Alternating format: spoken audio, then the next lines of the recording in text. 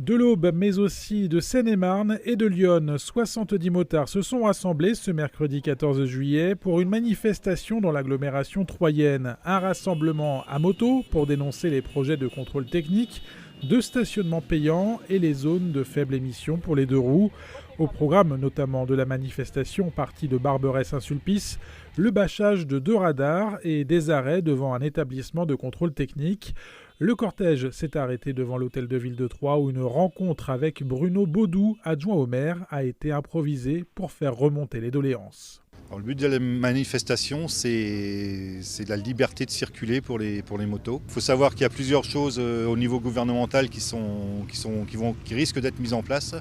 En premier, le contrôle technique pour les deux roues à moteur, qui est complètement inutile car ce serait qu'un contrôle visuel. On regarderait l'état des pneus, les lumières, les pots, ce que tout motard sait faire. Également pour un retour au 90 partout, parce que quand on traverse la France, il y a des...